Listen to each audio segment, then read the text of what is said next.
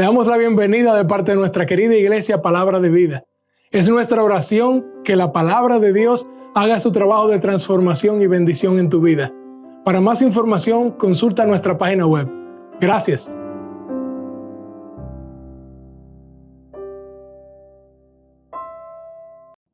Muy buenas tardes, amados hermanos y hermanas de Palabra de Vida. Qué gozo es compartir en este momento con ustedes la palabra de Dios. Reciban un afectuoso saludo de su servidor y de mi amada familia. Todas las semanas oramos por ustedes, mis amados hermanos y hermanas. Oramos por sus familias. Oramos que Dios les guíe, les sostenga con su gracia a cada momento. John Knox, un reformador de Escocia, hace más de 500 años, era un hombre que se dedicaba a la predicación del Evangelio. Y él es conocido como un hombre de oración.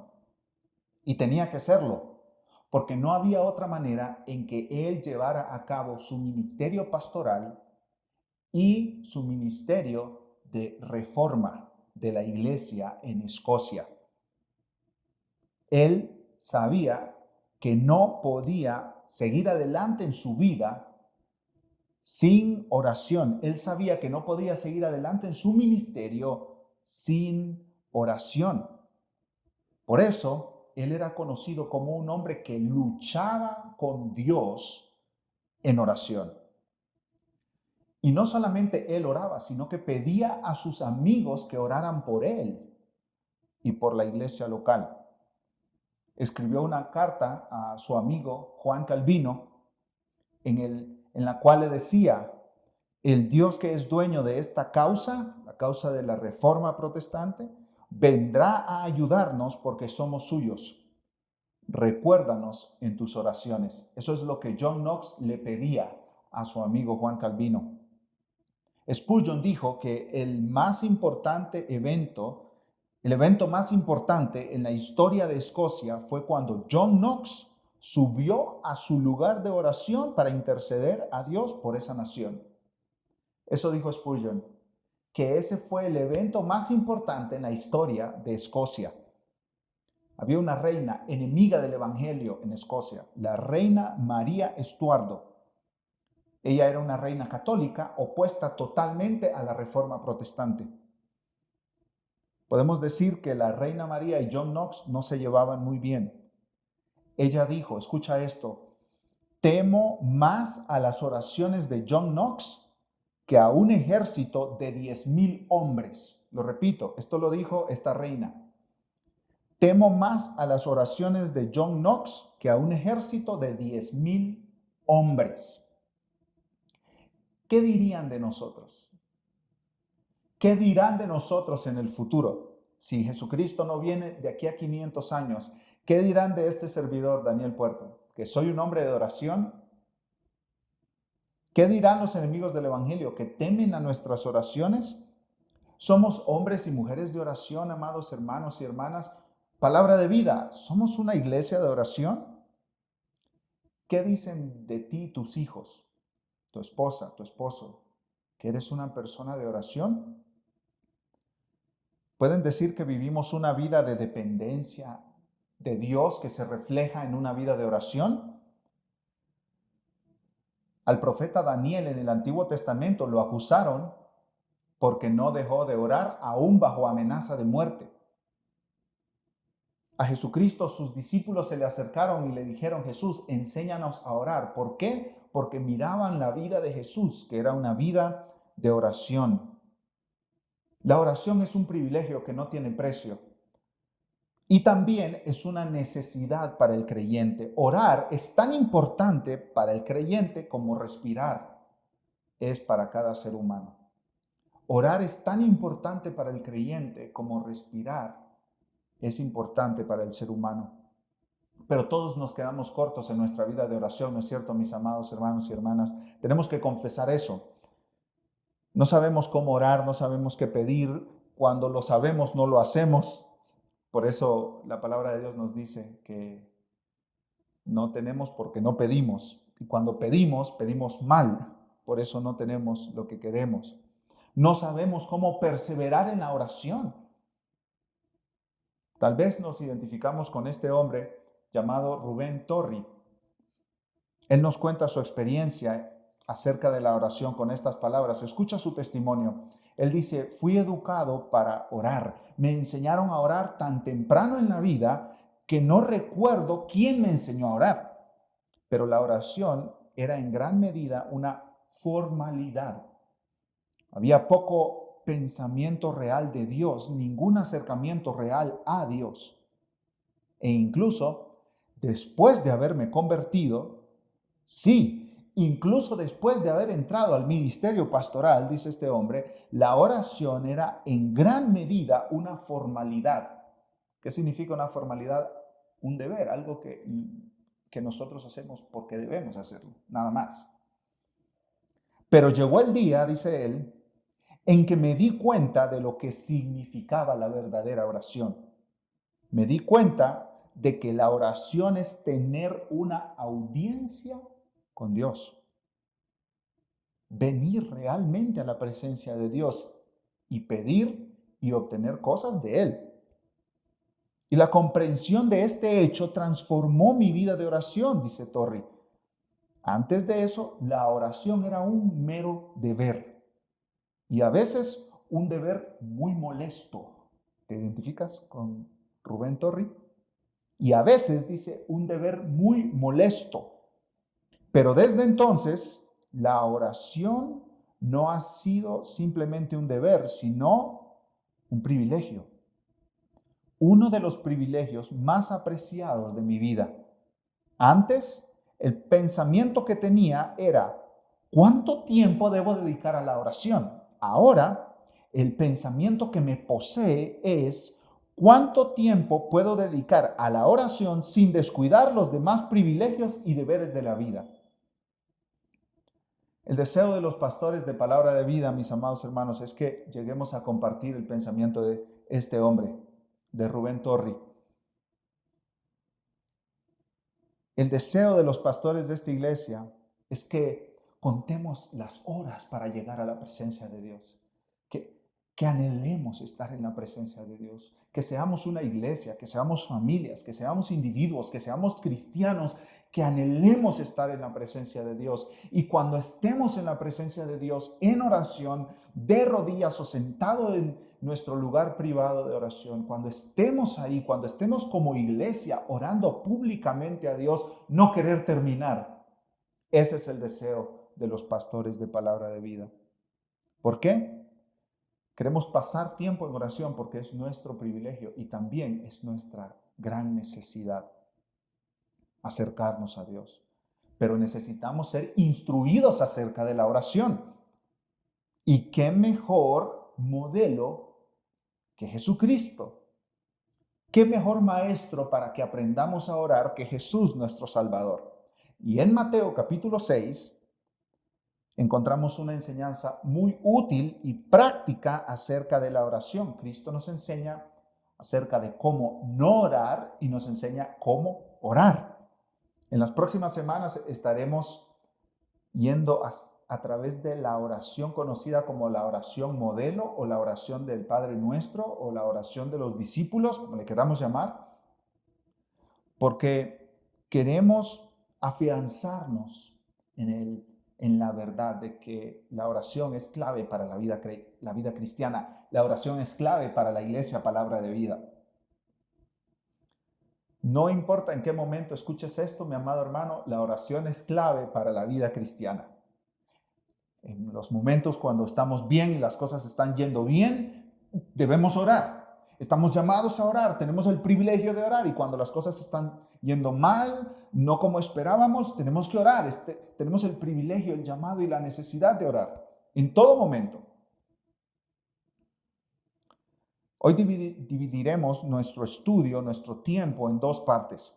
La primera parte hablaremos acerca de cómo no orar y la segunda parte hablaremos de cómo orar. En específico, la primera frase del Padre nuestro que estás en los cielos. Entonces, comencemos por la parte negativa, la parte de cómo no orar. Y tenemos dos puntos aquí. En primer lugar, no ores ¿Cómo no orar? Recuerda, en primer lugar, no ores para ser vistos por otros. Ora a Dios. ¿Cómo no orar? En primer lugar, no ores para ser visto por otros. Ora a Dios. Miren conmigo Mateo capítulo 6, versículo 5. Mateo capítulo 6, versículo 5. Y cuando ores, no seas como los hipócritas, porque ellos aman el orar en pie en las sinagogas y en las esquinas de las calles para ser vistos de los hombres. De cierto os digo que ya tienen su recompensa. La primera observación importante que debemos hacer de este versículo es que Jesús espera que sus discípulos, que nosotros, sus seguidores, oremos. Fíjate las primeras palabras, cómo empieza el versículo 5. Y cuando ores, ¿no es así? Así dice en tu Biblia, mi amado hermano, mi amada hermana. Y cuando ores, Jesús no dice, si es que oras, si tienes el deseo de orar. No, Jesús espera que nosotros oremos. Esta es instrucción para la oración. Y Jesús espera que nosotros tengamos una vida activa de oración. Él da por hecho que nosotros vamos a orar. Jesucristo da por sentado que nosotros pasaremos tiempo en oración. Creyente, no importa tu edad, tu situación de vida, no importa tu posición en la iglesia, si eres parte del grupo de música o no, si eres uno de los pastores o no, si eres un hermano o una hermana que simplemente da la mano a otros, si eres parte del equipo de finanzas o no, si eres parte de la bienvenida o no, si haces el café o no, no importa. Si tienes trabajo o estás desempleado, si eres muy joven o muy adulto, avanzado en años, no importa. Si eres mujer o si eres hombre, no importa. Jesucristo espera que nosotros oremos. Y aquí tenemos una aplicación, mi amado hermano y amada hermana. Mañana lunes, cuando tú despiertes, recuerda que Cristo quiere que tú ores. Él espera que tú ores. Él da por sentado que tú pasarás tiempo en oración. Jesucristo conoce tu necesidad, entonces Él espera que tú reconozcas tu necesidad y vayas al Padre en oración. Jesucristo espera que nosotros nos acerquemos al trono de la gracia, nos acerquemos a nuestro Dios. Como decía hace un momento, en tiempos que parece que todo está yendo bien y en tiempos que parece que nada está yendo bien. Cuando está el dinero en la cuenta del banco y cuando en la cuenta del banco terminamos el mes con números rojos. Cuando la salud está yendo bien en nuestra vida y en nuestra familia o cuando no está yendo bien nuestra salud. En todo momento Dios espera que oremos. Cristo dice, y cuando ores, esto no es una opción para la vida cristiana, esto no es un punto donde Dios te dice, bueno, aquí puedes escoger hacerlo o no hacerlo. Dios espera que nosotros oremos, mis amados hermanos. Es nuestro privilegio y nuestra gran necesidad. Nuestro privilegio y nuestra gran necesidad. Ahora, ¿cuál es la primera instrucción de Cristo aquí? No seas como los hipócritas. Cuando ores, no seas como los hipócritas. La palabra hipócritas, explica el pastor MacArthur, originalmente eran actores. Esta palabra se refería originalmente a actores que usaban máscaras para describir los papeles que estaban representando en una obra teatral. En ese sentido, los hipócritas son actores, personas que representan un papel. Lo que dicen y hacen no representa lo que sienten o creen, sino solamente la imagen que esperan crear. Estas son las personas que están actuando una cosa, pero no es lo que verdaderamente son. Y Jesús dice, no seas como ellos. ¿Por qué? ¿Cómo oran los hipócritas? ¿Qué les gusta hacer? Jesucristo dice, porque ellos aman el orar en pie en las sinagogas. y en las esquinas de las calles para ser vistos de los hombres. Las sinagogas era el lugar de reunión judío. Muchas personas que no podían ir al templo se reunían en las sinagogas para orar y leer la ley de Moisés. Todos los sábados había reunión en las sinagogas. La postura normal de oración en las sinagogas era de pie. Se le daba espacio a diferentes personas para que se pusieran de pie y dirigieran una oración. Y no hay ningún problema en orar de pie en una sinagoga. Ese no es el problema. Jesús no está diciendo, nunca oren de pie en una sinagoga. No, el problema era la motivación. Estos hipócritas estaban siendo motivados por el aplauso de los demás, por el aplauso de quienes les escuchaban. Esta gente estaba orando, externamente estaba dando una imagen de piedad, pero internamente lo que ellos querían era ser vistos por los hombres y ser aplaudidos por eso. Mira cuánto amor por Dios tiene este hombre, mira cuánta devoción por Dios, bravo, yo quisiera ser así. Y Jesús dice, no, ese no es el camino. Estos hipócritas oraban en las sinagogas de pie, pero también oraban, dice Jesús, en las esquinas de las calles. Y esa palabra calle se refiere a una avenida amplia. No era un callejón ni un camino estrecho, era una avenida amplia que da la idea de que era muy transitada. Pasaban muchas personas por ahí. Entonces, los judíos tenían tiempos designados para la oración y ellos en esos momentos buscaban una esquina de las más transitadas, muchos judíos, y ahí, cuando llegaba el tiempo de la oración, empezaban a hacer oraciones en ese lugar. Ahora, no hay ningún problema en pararse en una esquina de una calle transitada para orar. Ese no es el problema. El problema de los hipócritas era que buscaban tener una audiencia que los viera, que los admirara mientras ellos oraban. Ellos querían ser vistos por el mayor número de personas posible. No sé si ustedes han visto a los musulmanes orando hoy en día. Por ahí, cerca de nuestra iglesia, hay un lugar donde se juega fútbol en las noches, los martes y los jueves. Y yo fui unas cuantas veces ahí a las 8 de la noche, si no me equivoco, o 9 de la noche, estaba una línea de musulmanes en el campo de fútbol, antes de empezar a jugar, postrados y haciendo sus oraciones en dirección a la Meca. Y esa actitud de en cualquier lugar donde empezabas a orar, era la que tenían los judíos en el tiempo de Cristo. Un comentarista llamado William Barclay explica que las oraciones de los judíos eran un ejercicio religioso rutinario. Incluso las practicaban estas oraciones inconscientemente. El judío fiel repetía el Shema, basado en Deuteronomio capítulo 6, temprano en la mañana y otra vez en la noche. Había otra oración que era una formalidad, un deber, que se llamaba las 18. Eran 18 oraciones para varias ocasiones y los judíos fieles oraban las 18 cada mañana, tarde y noche. Ellos recitaban estas oraciones todos los días independientemente de dónde pudieran estar o lo que pudieran estar haciendo. Un judío devoto, no importa si estaba en la casa, en el campo, en el trabajo, en un viaje, en la sinagoga, en casa de amigos, no importa dónde estuviera, en el momento indicado, paraba todo lo que estaba haciendo y comenzaba a orar.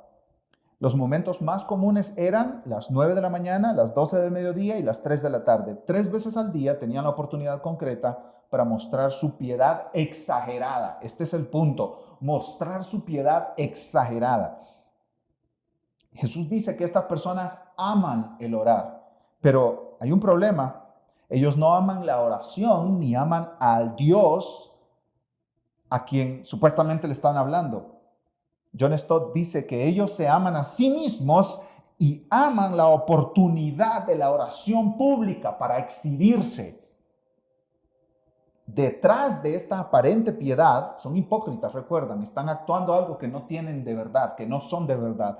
Detrás de esta piedad, enfrente tú miras piedad. Cuando tú los ves ahí orando, tú dices, wow, qué hombre más piadoso, qué mujer más piadosa.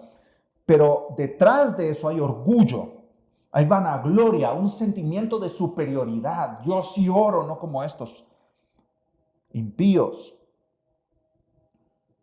Detrás de esta máscara de piedad, de verdad hay comparación con otros, un sentimiento de yo soy más que ellos y un deseo por el aplauso. Apláudame, yo soy tan piadoso que merezco ser aplaudido.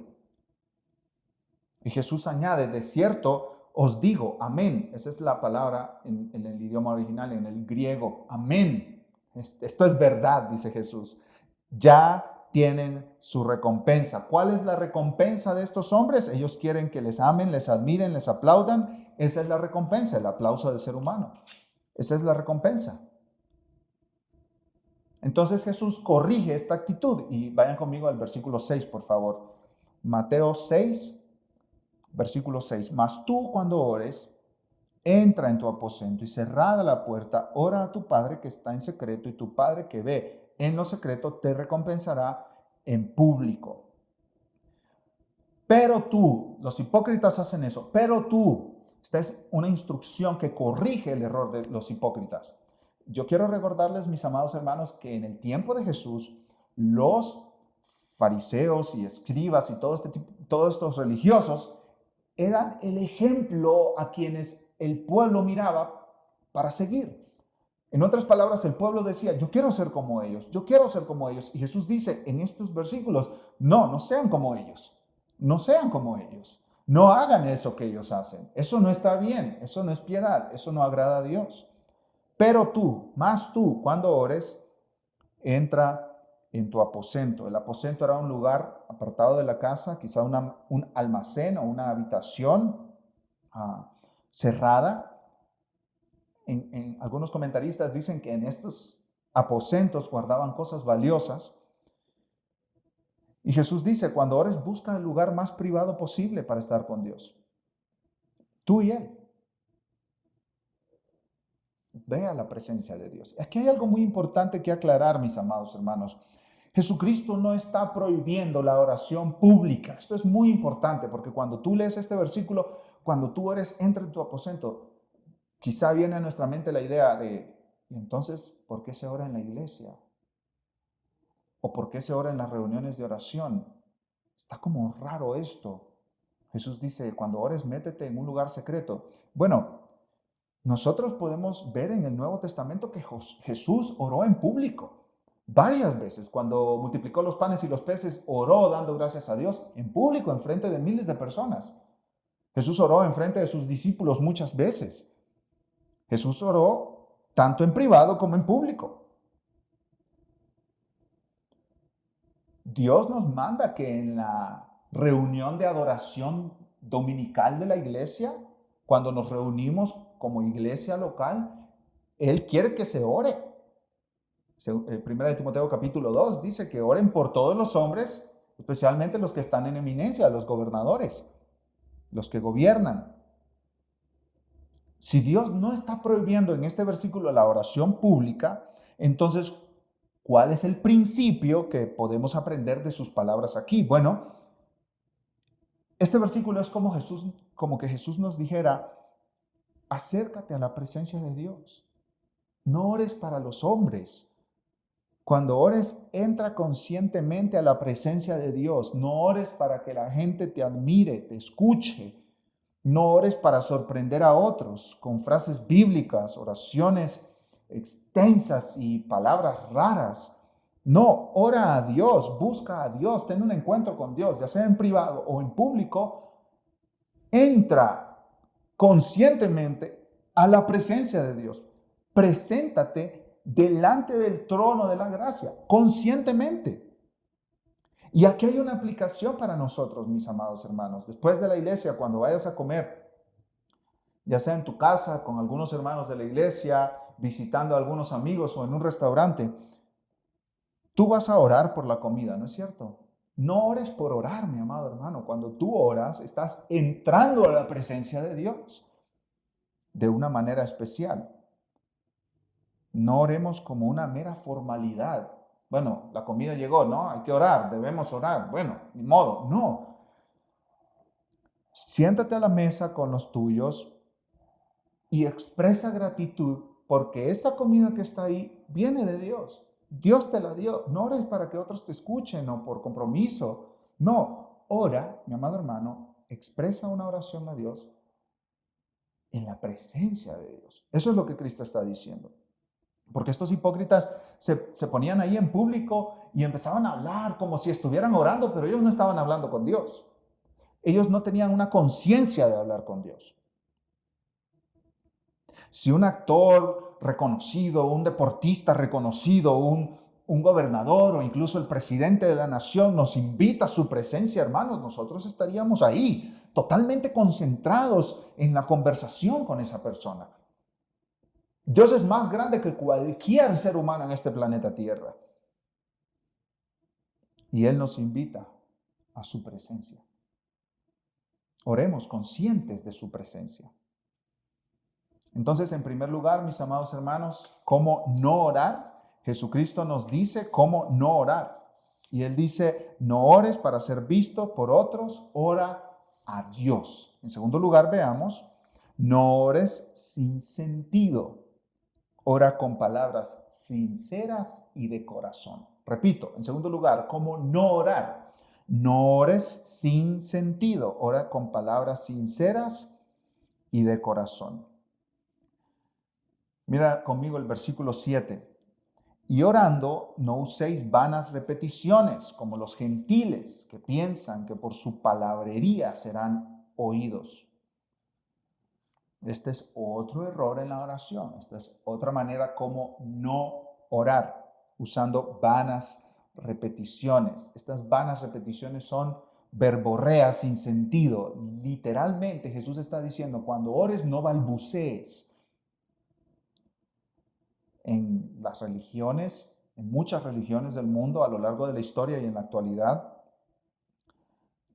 los seguidores de estas religiones ofrecen oraciones que son más verborrea que otra cosa, que no son expresiones sinceras de corazón, inteligentes. En la Biblia hay dos ejemplos muy claros. En primer libro de Reyes, capítulo 18, encontramos a los profetas de Baal haciendo una gritería para despertar a Baal y que Baal mandara fuego del cielo para consumir el sacrificio que estaba sobre el altar. En Hechos 19 encontramos a los efesios gritando, grande Diana de los Efesios, durante casi 2 horas. F.F. Bruce, un comentarista del siglo pasado, dice que los paganos pensaban que con interminables repeticiones y muchas palabras informarían a sus dioses de la necesidad que ellos tenían y los cansarían hasta que los dioses concedieran las peticiones. En otras palabras, voy a repetir tanto estas oraciones y voy a decirlo una y otra vez, tan repetidamente, que Dios se canse y me dé lo que le estoy pidiendo. Y aquí tenemos que hacer otra aclaración, mis amados hermanos. Jesús no está prohibiendo que oremos por tiempos prolongados. Jesucristo oró por tiempos prolongados. Él se iba a lugares apartados y pasaba noches enteras en oración. Jesús tampoco está prohibiendo que nosotros repitamos nuestras oraciones. Cuando estaba en Getsemaní, Jesús se apartó, recuerdan, antes de ser arrestado, enjuiciado y llevado a la cruz, Jesús se apartó de sus discípulos 3 veces y las 3 veces repetía la misma oración, oraba con las mismas palabras. El apóstol Pablo nos dice que él tenía un aguijón en la carne y 3 veces le pidió a Dios que se lo quitara. En otras palabras, podemos pedir y pedir y pedir algo tan insistentemente como la viuda en Lucas 18 le pedía al juez una y otra vez. Jesús no está prohibiendo oraciones largas ni oraciones repetitivas. ¿Pero qué está prohibiendo Jesús? oraciones sin sentido que no salen de tu corazón, palabras que tú piensas que manipularán a Dios de alguna manera por tanto repetirlas. Presta atención a esto que es importantísimo, hermano y hermana. Cuando nosotros estamos orando, Dios quiere que oremos de corazón. Él quiere que derramemos nuestro corazón en su presencia. Él quiere que saquemos todas nuestras cargas, nuestras luchas, nuestras preocupaciones, que no lleguemos con máscaras aparentando algo que no somos.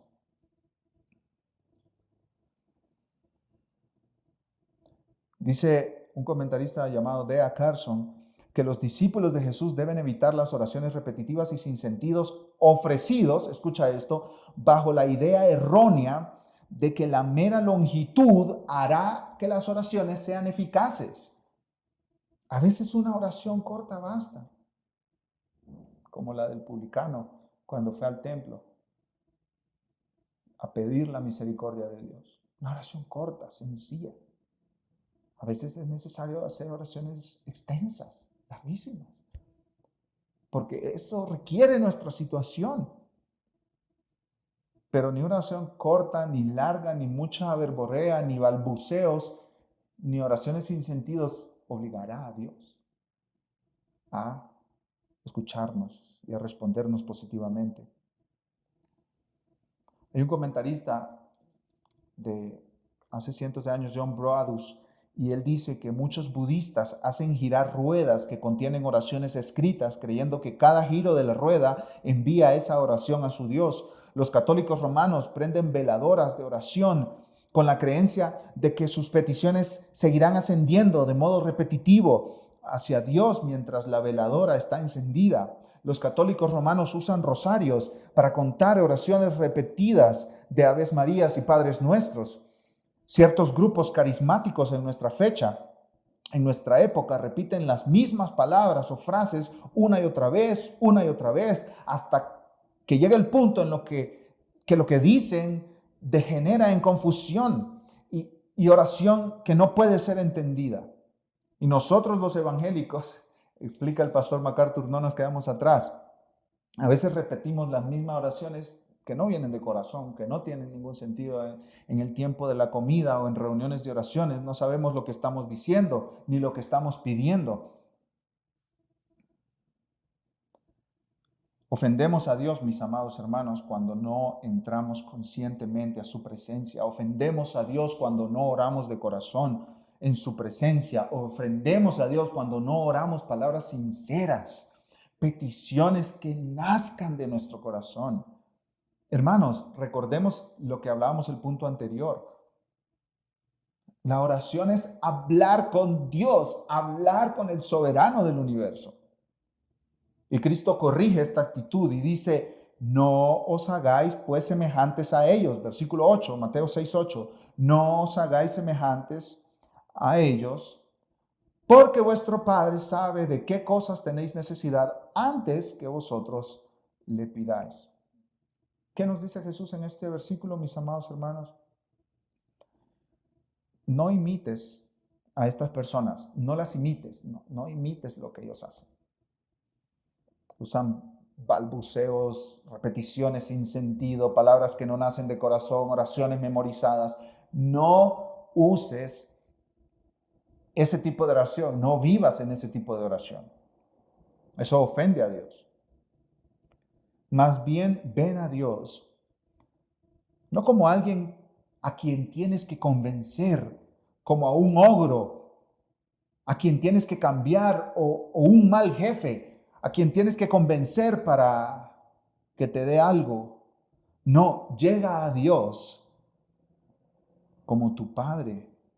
Él quiere escucharte. Él quiere escuchar tus peticiones que nazcan de tu corazón, tu alabanza que nazca de tu corazón, tu adoración que nazca de tu corazón, tu confesión que nazca de tu corazón. Él quiere escuchar tus necesidades, tu gratitud, tus ruegos, tus alabanzas. Ven a este Dios. Y aquí en este punto, quizá alguien se pregunta, ¿por qué debo yo pedir a Dios cosas que Él ya sabe que yo necesito? ¿Por qué no simplemente me las da y ya? Está fácil, ¿no? Sin pedir. Escucha, Juan Calvino responde esta pregunta. Él dice, los creyentes no oran con el fin de informar a Dios sobre cosas que Él no conoce. Los creyentes no oran para animar a Dios a que cumpla su deber. Los creyentes no oran para convencer a Dios como si Dios fuera reacio. Por el contrario, los creyentes oran, dice Calvino, para tener comunión con Dios, para ejercitar su fe meditando en sus promesas, para aliviarse de sus angustias echándolas sobre Él. En resumen, termina Calvino, los creyentes oran para declarar que solo Dios es en quien esperan y solo de Él vienen todas las cosas que son buenas. Ya vimos esta primera parte, mis amados hermanos, cómo no orar. No ores para ser visto por otros, ora a Dios. No ores sin sentido, ora con palabras sinceras y de corazón. Ahora veamos la segunda parte, la positiva. Ya vimos la negativa, veamos ahora la positiva. ¿Cómo orar? Ora a tu Padre. ¿Cómo orar? Ora a tu Padre. Y aquí comienza lo que llamamos el Padre Nuestro o la oración modelo o la oración de los discípulos.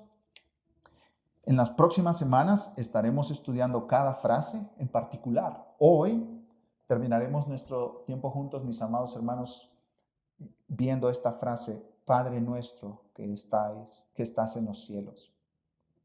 Esta oración, mis amados, la podemos memorizar y repetir inteligentemente, concienzudamente, sabiendo que tenemos que reflexionar en cada frase. O la podemos usar también de otra manera, tomando cada frase y repitiéndola en nuestras propias palabras, expresando peticiones, acciones de gracia, adoración y confesiones a Dios. Esta oración la podemos usar de esas dos maneras, ya sea memorizándola y orándola inteligentemente a Dios, sabiendo lo que estamos haciendo, haciéndolo de corazón, o la podemos usar como un modelo de oración. En otras palabras, la podemos tomar frase por frase y expresar esas peticiones a Dios en nuestras propias palabras. Expresar adoración a Dios de acuerdo a la frase que estamos tomando del Padre Nuestro. En esta hora, Jesucristo nos enseña y nos dice cómo oran entonces. No oren como los hipócritas, no oren como esta gente que realmente no está hablando con Dios. Oren de la siguiente manera. Padre nuestro que estás en los cielos. Cada palabra de toda esta frase está rica de significado. No nos alcanzan los días, los meses y los años para exprimir el significado de esta frase. No nos alcanzan. Ve a tu casa hoy, durante la semana, y estudia esta frase, medita en esta frase. Escribe observaciones de esta frase. La primera palabra es Padre. Nos acercamos a Dios como nuestro Padre. Él es nuestro Padre que está en los cielos. No nos acercamos a ángeles, no oramos al ángel de la guarda, no hay ese tipo de oración en la Biblia. No nos acercamos a santos, no oramos a santos, no oramos a la Virgen María, no oramos a San Mateo, no oramos a San Pedro, no oramos a ninguna persona de ningún tipo, ni en la tierra ni en los cielos. María, la madre de nuestro Señor Jesucristo, no ha escuchado ninguna oración jamás de las que se han hecho a su nombre en la tierra. Nunca María ha escuchado ninguna oración. Ella está en los cielos alabando a Cristo, a su Salvador. Nos acercamos a Dios, a nuestro Padre. Jesús pudo usar muchos términos, mis amados hermanos, para que nos acercáramos. Ustedes orarán a Dios así, soberano de los cielos, o Rey del universo, o Santo Dios, majestuoso Dios, Redentor. Él no escogió ningún otro término, sino que escogió el término Padre. Padre. Dice J.I. Packer que el Dios de los cristianos se identifica como Padre, como Padre. Este es un término de relación, de intimidad. Este es un término de presencia. Él es nuestro Padre, Él está con nosotros. Esta oración que Jesucristo nos enseña es revolucionaria. Revolucionaria. Los judíos no se referían a Dios, Jehová de los ejércitos, como su Padre. Un erudito del Nuevo Testamento llamado Joaquín Jeremías realizó un estudio. Él buscó en todos los escritos del Antiguo Testamento y en otras fuentes judías antiguas y no pudo encontrar ni un solo ejemplo de un escritor judío, de un autor judío, llamando a Dios Padre o dirigiéndose a Dios directamente en oración como Padre. Encontró ejemplos en los que se hacían referencia a Dios como el Padre, pero la palabra Padre nunca fue usada, en ese estudio que hizo este hermano, nunca fue usada la palabra Padre de una manera personal en oración refiriéndose a Dios. Los cristianos, nosotros, los seguidores de Cristo, los discípulos de Cristo, nos dirigimos a nuestro Dios en oración como Padre. Él es nuestro Padre y esto es revolucionario. ¿Qué implica que Dios es nuestro Padre? Muchas cosas, mis amados hermanos, pero podemos mencionar al menos tres. Primero, nuestro Dios es un Dios personal, no impersonal. Él es cercano a nosotros. Él no es una fuerza lejana que puso en marcha el mundo y se alejó y nos dejó a nosotros viviendo por nuestras propias iniciativas, fuerzas y recursos. No, Él es un Dios cercano, personal. Yo recuerdo que antes de convertirme, mis amados hermanos, yo pensaba en Dios como alguien lejano. Sí existe, pero no tiene que ver nada con mi vida. Él creó el universo, creó todo lo demás, pero se fue. Yo estoy aquí, Él está allá, quién sabe dónde. Él es, pensaba yo, indiferente a mí. Pero Dios, mi amado hermano, no es indiferente a nosotros. Él es nuestro Padre personal, cercano. Segunda implicación de Dios, nuestro Padre, de que Dios es nuestro Padre. Dios es un Dios amoroso. Dios es un Dios amoroso. No hay Dios como nuestro Dios. John Stott, un comentarista, dice: Dios no es un ogro que nos aterroriza con crueldad espantosa. Dios no es el tipo de padre que quizás tú tuviste, déspota, tirano, opresor. Dios cumple, dice John Stott, el ideal de paternidad en su cuidado amoroso de sus hijos. Él es el padre ideal. Él es amoroso. Tercero, Dios es personal, Dios es amoroso. En tercer lugar, tercera implicación de que Dios es nuestro Padre, Dios es un Dios dispuesto. Él está dispuesto a ayudarnos, Él está dispuesto a escucharnos, Él está dispuesto a contestar nuestras peticiones, Él está dispuesto a perdonar nuestros pecados que le confesamos de corazón. Él está dispuesto a contestar nuestros ruegos, nuestros clamores, nuestras súplicas, a llevar nuestra carga. Él está dispuesto. Jesús dijo, mis amados hermanos, en Lucas capítulo 11, versículos 11 al 13, ¿qué padre de vosotros, si su hijo le pide pan, le dará una piedra? O si pescado, en lugar de pescado, le dará una serpiente? O si le pide un huevo, le dará un escorpión. Pues si vosotros, siendo malos, sabéis dar buenas dádivas a vuestros hijos, cuánto más vuestro Padre Celestial dará el Espíritu Santo a los que le pidan. Si ustedes, que son padres pero están luchando con su pecado, a veces son egoístas, son pecadores caídos redimidos, si ustedes les dan cosas buenas a sus hijos, su Padre que está en los cielos, que es perfecto, su Padre que está en los cielos, que es dueño de todo, ¿cómo no nos dará buenas cosas a quienes le pedimos? En especial el Espíritu Santo. Por eso Jesucristo dice en el Evangelio de Mateo, pidan y se les darán. Busquen y hallarán, toquen la puerta y se les abrirá, porque todo aquel que pide, recibe, y el que busca, halla. El que llama en la puerta se le abrirá.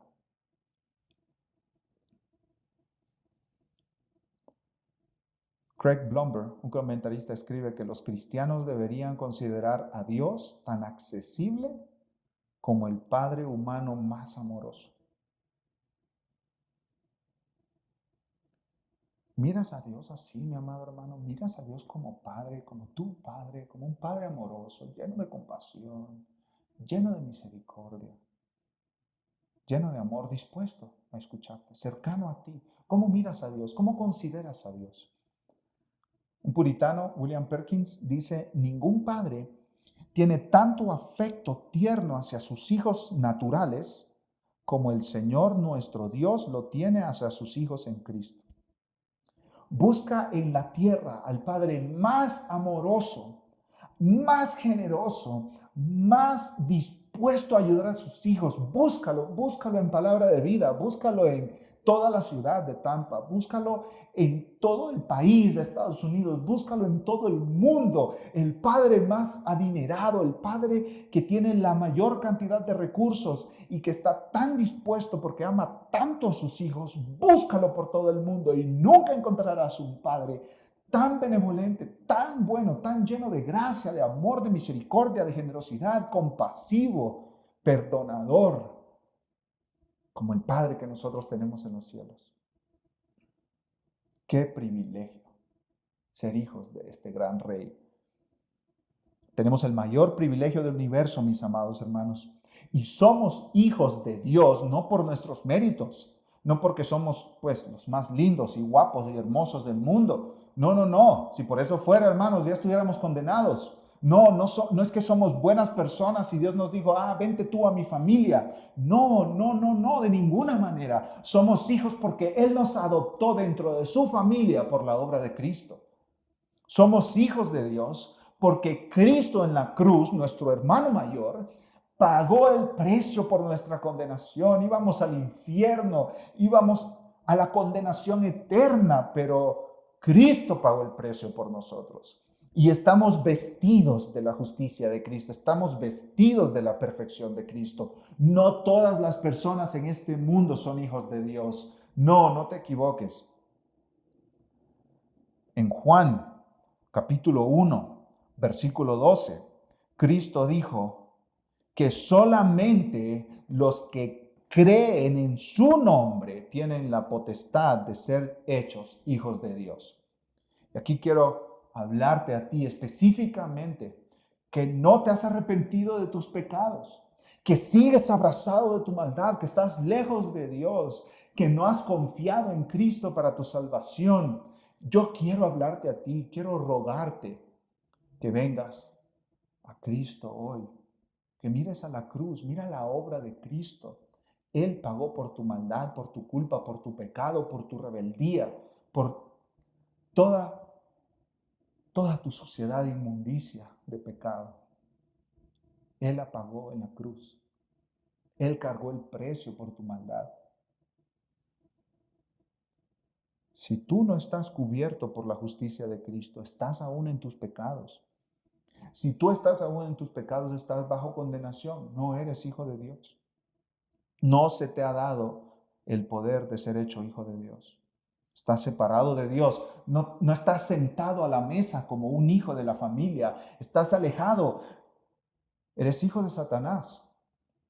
Juan capítulo 8, Jesucristo le dijo a líderes religiosos: ustedes son hijos de su padre el diablo. Están en esa familia, ustedes están en esa otra familia, ustedes no son hijos de Dios. Te ruego que vengas a Cristo hoy, porque puedes ser hecho parte de la familia de Dios. Puedes ser llamado hijo de Dios. Puedes tener el poder de ser hecho hijo de Dios. ¿Cómo? Portándote bien, siendo una buena persona, siendo un buen padre, una buena madre, un buen hijo, un buen empleado, un buen estudiante. ¿Cómo? No, tus obras no sirven para eso. Tus méritos se quedan cortos. Necesitas las obras de Cristo a tu favor. Necesitas decir: yo no tengo nada que ofrecer a Dios para que me adopte dentro de su familia. Debes decir, yo no tengo nada, no tengo con qué pagar, mi dinero no me alcanza, no es suficiente mis buenas obras, mis méritos se quedan cortos. Pero Cristo pagó por mí en la cruz, Cristo pagó por mis pecados en la cruz, Cristo llevó mi culpa en la cruz. Si tú te arrepientes de tu pecado y confías en Jesús, eres hecho hijo de Dios, eres hecha hija de Dios. ¿Qué esperas? ¿Qué esperas? ¿Vas a seguir siendo hijo de Satanás, a irte al infierno por la eternidad? ¿Qué esperas? ¿Qué estás esperando? Ven a la familia de Dios. En la mesa hay lugar. Ya en la mesa está sentado el peor de todos los pecadores. El apóstol Pablo, él lo dijo en 1 Timoteo capítulo 1. Dios me salvó a mí, el peor de los pecadores. Y si está el peor de los pecadores, puedes estar tú también. Por supuesto que sí. ¿Por qué te tardas? No te tardes más. Ven a Cristo. Ven como un mendigo con las manos vacías y di, yo no tengo nada que ofrecer. Yo no tengo nada que dar. Regálame la salvación, Jesús. ¿Y qué dice Cristo? El que a mí viene no le echo fuera. Arrepiéntete de tu maldad. Dale la espalda a tu pecado. Confía en Jesús como tu Salvador y tú le podrás llamar Padre. Ahora Jesús nos dice, mis amados hermanos, que oremos así: Padre nuestro que estás en los cielos. Esa palabra nuestro es importantísima. Es tan importante, mis hermanos, porque esta no es una oración egoísta, personal, solo para mí. Esta oración refleja la unidad de los creyentes. Todos los creyentes oramos, Padre nuestro, Padre de todos, no Padre mío. Yo tengo una relación exclusiva, cercana, más cercana que todos ustedes con Dios. No, cuando oramos, Padre nuestro que estás en los cielos, oramos en comunión con nuestros hermanos y hermanas en Cristo. Oramos para beneficio de todos. Oramos por el bien de todos. Oramos como iglesia. Todos los pronombres de esta oración son plurales, no singulares. Mira conmigo. Versículo 9. Padre nuestro que estás en los cielos, santificado sea tu nombre, venga tu reino, hágase tu voluntad como en el cielo, así también en la tierra. El pan nuestro de cada día, dánoslo a nosotros, a todos nosotros hoy, y perdónanos a todos nosotros nuestras deudas, como también nosotros perdonamos a nuestros deudores. Y no nos metas a nosotros, a todos nosotros, en tentación, mas líbranos del mal, porque tuyo es el reino, el poder y la gloria por todos los siglos. Amén. Nosotros no oramos, resuelve mis problemas. Dios, ayúdame a mí, bendíceme a mí, trabaja para mí, dame un trabajo a mí, dame salud a mí. No, nosotros oramos, Dios, mira, somos tu pueblo, actúa a favor nuestro. Y aquí hay una aplicación, mi hermano. Aquí hay una aplicación. Mañana lunes que te levantes y recuerdes que Cristo espera que tú oras. Sí, ora por ti, presenta tus cargas delante de Dios, pero ora por tus hermanos también. Aprovecha, mira alrededor, nota el rostro de 2 o 3 hermanos. Escríbelos ahí en una hojita, ponlo en tu Biblia y ora por ellos mañana. Oremos unos por otros. Ora por tus pastores, ora por toda la iglesia Palabra de Vida, oremos por otras iglesias hermanas, no solo en Tampa, sino también en otras ciudades, en otros países. Oremos por misioneros, oremos por nosotros, por la iglesia, por el pueblo de Dios. Dios es nuestro Padre, nuestro Padre. Oremos para que Dios derrame sus bendiciones sobre todos nosotros, sus hijos. ¿Dónde está nuestro Padre, mis amados hermanos? En el cielo, ¿no es cierto? Padre nuestro que estás en los cielos. En los cielos, nuestro Padre habita en gloria. Nuestro Padre no es igual que nosotros. Nosotros estamos aquí en la tierra, pero podemos tener acceso a Él por la obra de Cristo. Él es un Padre amoroso, bondadoso y accesible, pero Él es nuestro Padre. Eso no quiere decir que nosotros nos acercamos a Dios como nuestro pana, como nuestro amiguete, como nuestro brother, como el viejito. No, nosotros nos acercamos a Dios que está en los cielos, está en gloria, está en majestad. Él tiene todo poder. Entramos a su presencia, que es la presencia del trono de gracia. Es un trono, mis amados hermanos. Entramos delante de ese trono, sí, con confianza porque Él es nuestro Padre. Sí, entramos confiados de que Él nos escuchará, de que Él es amoroso, Él es cercano a nosotros. Sí, entramos delante del trono de la gracia, pero con respeto, con reverencia, porque eres el Rey del universo. Que Dios está en los cielos significa que Él es soberano y majestuoso. Juan Calvino explica, cuando las escrituras dicen que Dios está en el cielo, esto significa que todas las cosas están sujetas a su dominio, que el mundo y todo lo que hay en él está sometido bajo su mano, que su poder se extiende por todas partes, que todas las cosas son ordenadas por su providencia. Padre nuestro que está en los cielos, sí, el que tiene dominio sobre toda la tierra. Yo entro a tu presencia con reverencia, con confianza, pero con todo el respeto que merece estar en tu presencia. No oramos a la ligera, oramos con respeto. Oramos con respeto porque es lo que Dios se merece. Oramos sabiendo que Él es el Dios que tiene el control de todas las cosas. ¿Y saben lo maravilloso, mis amados hermanos? Pocas personas tienen acceso a los más famosos de este mundo, ¿no es cierto? Pocas personas tienen acceso a los presidentes y a los líderes mundiales. Pocas personas tienen acceso a los grandes deportistas, a los LeBron James, a los Messi, a los Cristianos Ronaldo. Pocas personas, ellos viajan con un equipo de seguridad. Pocas personas tienen acceso a los actores famosos de Hollywood, los que hacen las películas de los superhéroes.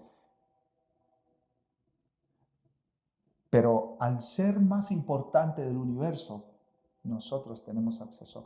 Pobres y ricos, gente con educación o sin educación, gente con salud o sin salud, gente con trabajo de ingresos de miles y miles y decenas de miles de dólares, tienen ingreso a la presencia de Dios porque somos sus hijos, y gente también que no tiene nada, que está en la bancarrota, tiene acceso a Dios como hijo. Dios no hace diferenciación de personas. Nosotros llegamos delante de Dios. Nos presentamos delante del trono de la gracia. Nos presentamos delante del Padre nuestro que está en los cielos. Y nos presentamos con esperanza y con ánimo porque nuestro Dios que está en los cielos es dueño de todo y todos sus recursos están a nuestra disposición. Qué maravilloso, hermanos, qué maravilloso. Como Pablo dijo a los filipenses en Filipenses 4:19, mi Dios pues suplirá todo lo que os falta conforme a sus riquezas en gloria en Cristo Jesús. A sus riquezas en gloria, a sus riquezas en los cielos. Nuestro Dios nos proveerá de todo lo que necesitamos porque Él es dueño de todo y Él sabe lo que necesitamos y quiere escucharlo de nosotros, de nuestros labios. En Romanos 8:32, el apóstol Pablo dice, si Jesucristo no nos negó ni a su propio Hijo, ¿cómo no nos dará también con Él todas las cosas? Nos acercamos a nuestro Padre que está en los cielos con toda confianza. Mis amados hermanos, Iglesia Palabra de Vida, que seamos conocidos como John Knox, gente de oración, hombres de oración, mujeres de oración, jóvenes de oración, pastores que dediquen su vida a la oración. Vamos a orar. Amado Padre que estás en los cielos, entramos a tu presencia delante del trono de tu gracia para agradecerte y alabarte por tu palabra. Gracias, Señor, porque hoy nos has recordado que tenemos un Padre en los cielos que es dueño de todo y que está atento a nuestras necesidades. Señor, quita de nosotros la autosuficiencia que nos hace pensar que estamos completos en todo lo que tenemos, en nuestros recursos, nuestras fuerzas, nuestra sabiduría, nuestras habilidades. Enséñanos a ser hombres y mujeres, una iglesia que depende de ti en todo. Haznos una iglesia de oración. Conviértenos en hombres y mujeres de oración. Y que oremos no solo por nuestras necesidades de manera egoísta, Señor, para gastar, como dice Santiago, de nuestros propios placeres, sino que oremos de acuerdo a tu voluntad, de acuerdo a tu palabra, que oremos confiados, que oremos como oraba Pablo por los efesios, por los tesalonicenses, por los filipenses, que oremos como oraba Jesús, que oremos cada día, Señor, en dependencia de ti. Te pedimos eso, Dios eterno, produce en nosotros tanto el querer como el hacer por tu buena voluntad. Conviértenos en gente de oración, que seamos conocidos por ser personas de oración. Todo para tu gloria y para nuestro gozo, porque estar en tu presencia es mejor que todos los tesoros de este mundo. En el nombre de Cristo Jesús. Amén.